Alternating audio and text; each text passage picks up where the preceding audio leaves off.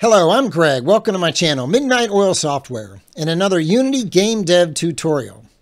In this tutorial, I'm going to be teaching you how to roll 2D dice that look 3D. So when you look like that, they toss them up in the air, they roll around, they come to land, and you can see I rolled a 6. We'll throw it up again, see what we get. We got an 8. I'm trying to roll doubles if you're wondering why I keep doing this. There we go. So I rolled a 6, and you can see it knows I rolled doubles. So I'm going to teach you how I did that. By the way, this video was a special request from one of the viewers of my YouTube channel. Code with Arib requested that I make a video about how to make a casino game or street dice. Specifically, he wanted to know how to roll 2D dice that look 3D.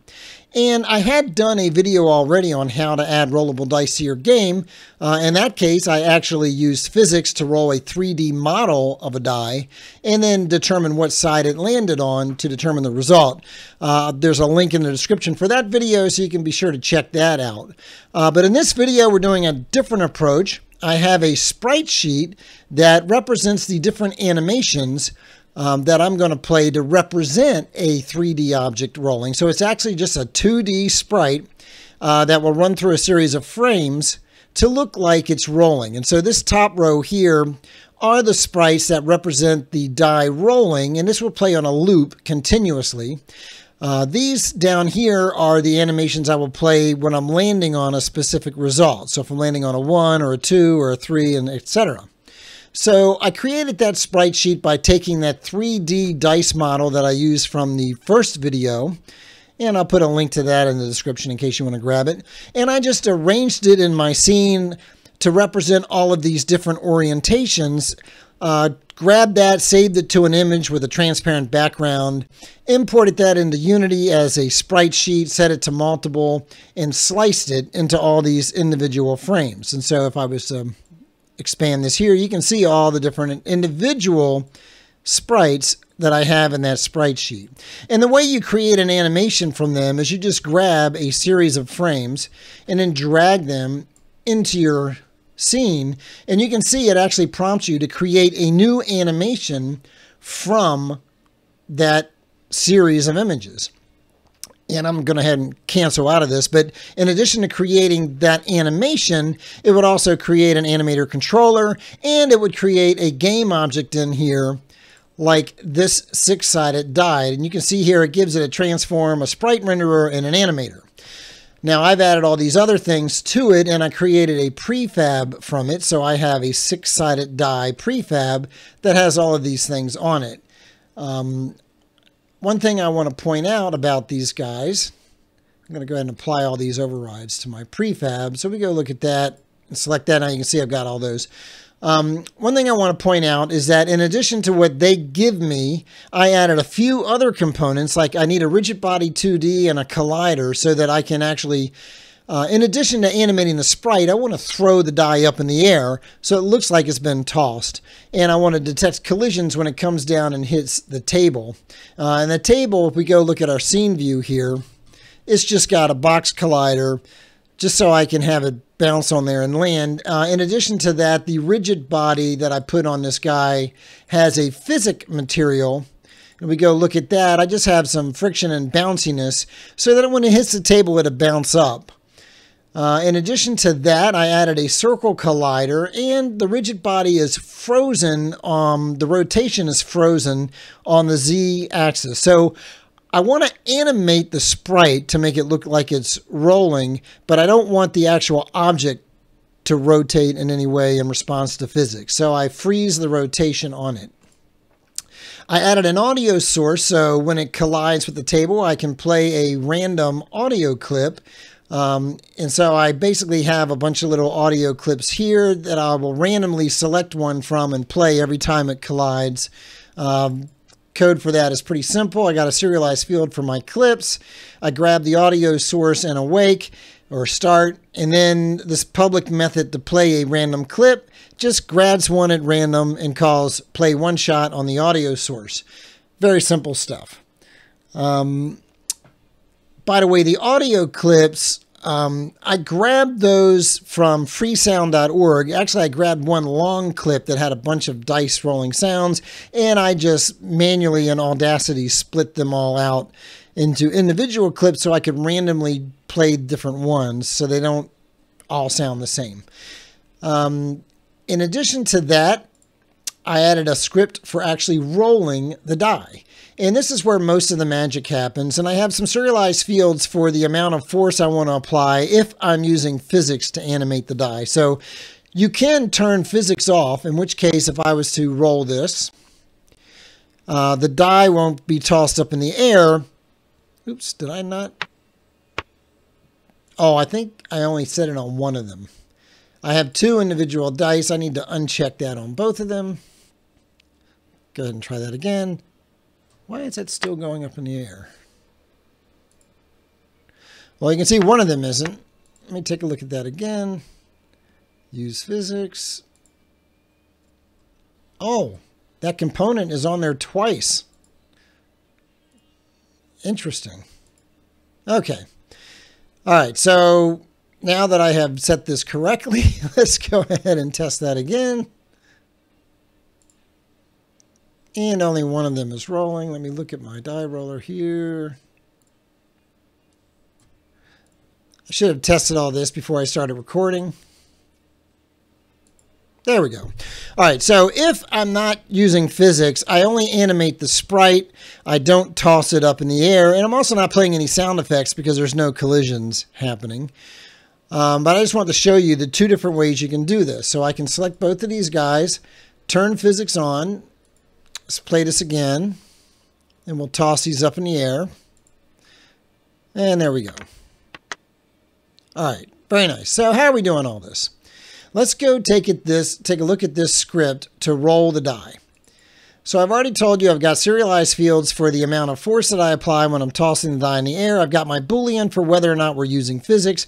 And then I've got this roll time float, which I'm only going to use if we're not using physics. So I have a public method called roll die. You can take an optional parameter here. If we don't specify value, it's going to default to 0. And if it's 0, I'm going to get a value from 1 to however many animations I have, which in this case is 6. So for a 6-sided die, I'm going to get a random value between 1 and 6. So we're predetermining the result of the roll before we actually roll the die. And then we're going to do the animations. One thing I want to point out, this can be made a little bit more generic. Right now, like I said, I'm hard coding these result animations, and I'm going to show you the animator controller and these different animations in a minute. But this should really be moved into a base class, or this should be made into a base class.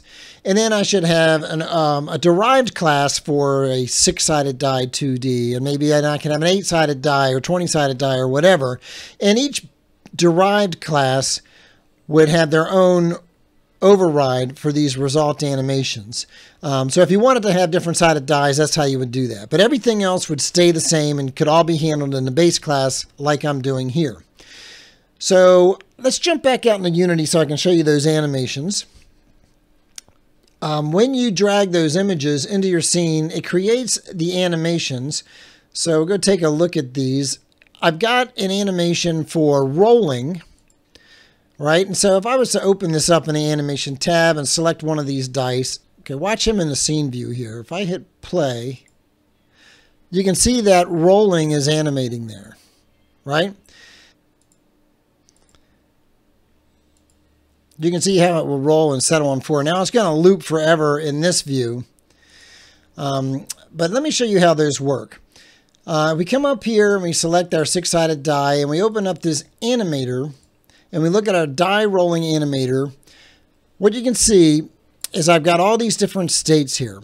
I've got a rolling state, a land on 1 state, land on 2, 3, 4, 5, and 6. And then by default, we go into a none state, which has nothing. There's no animation associated with it. So when we play the game initially, the die is not animating at all. And then I have a number of transitions that go from any state to either rolling or one of these landings. And if you look at the transition here, and we scroll down, you can see there's a condition to go to that transition, and it can either be rolling or one of these landing conditions. And so if we look at our parameters here under our animator, you can see I've added a number of triggers. These are all trigger conditions. So if you hit this plus button here, you can add a float, an integer, a bool, or a trigger.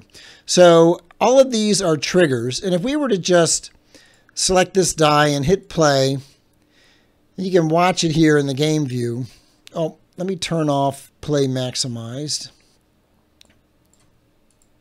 Let's change that to play focused.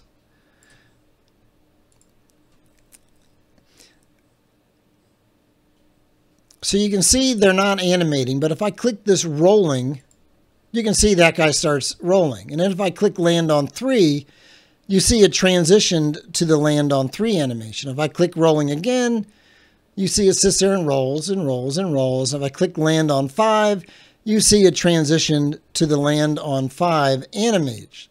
So all of these animations, the landing ones, loop time is unchecked because we want them to just play once and then stop. The rolling animation, loop time is checked because we want that to loop and loop and loop until we transition away from it. All right, so we trigger them from code. If we go and look at our die rolling animator, we go look at our die roller 2D script. Roll die, if we're using physics, we call roll with physics.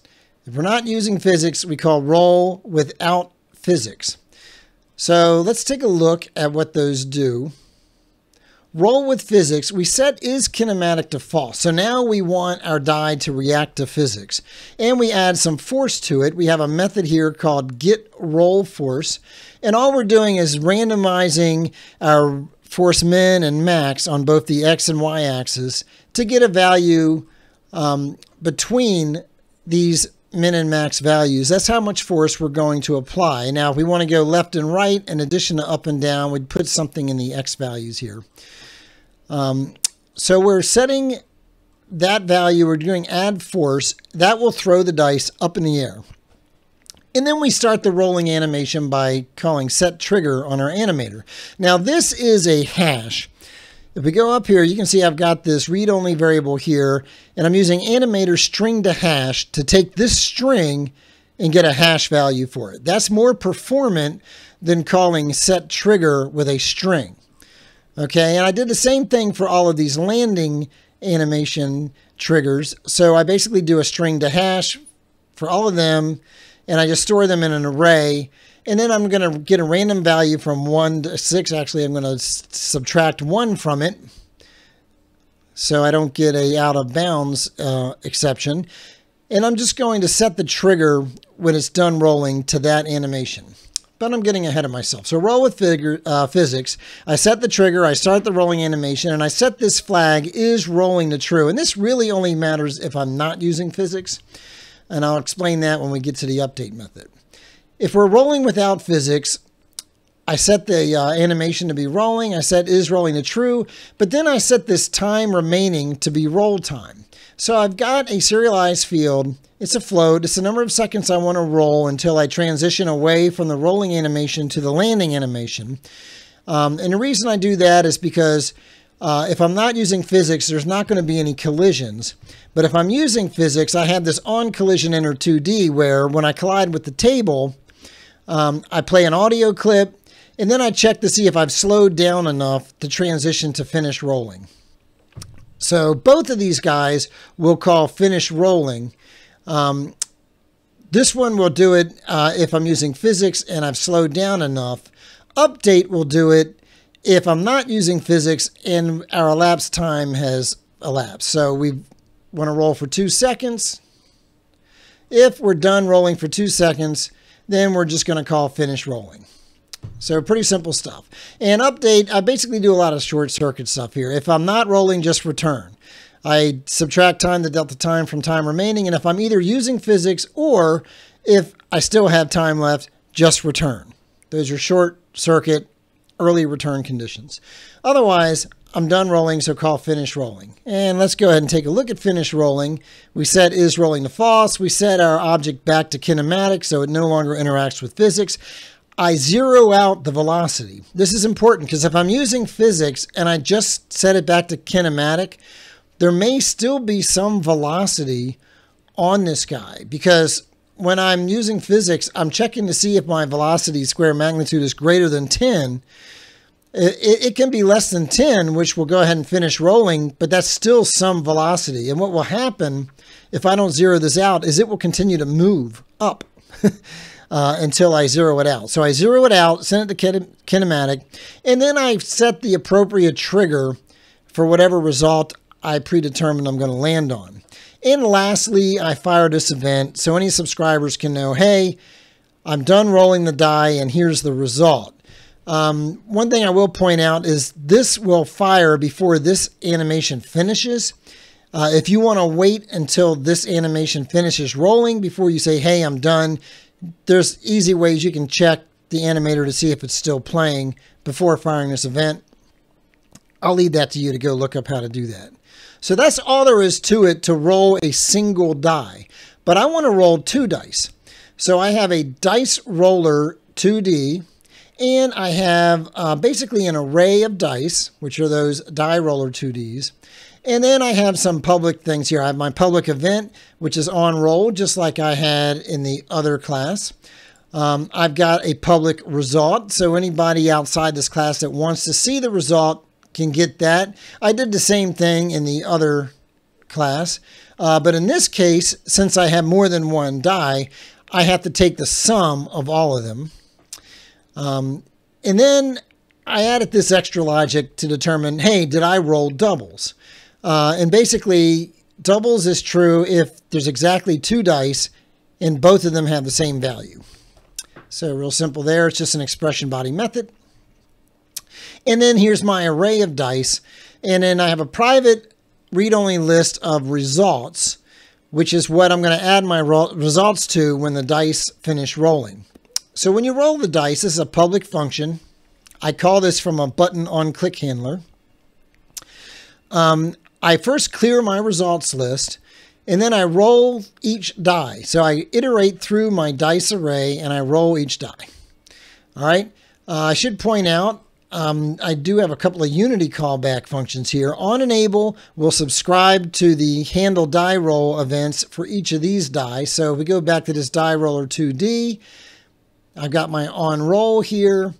So basically, when this guy finishes rolling, I fire that event. That's what I'm subscribing to here, right?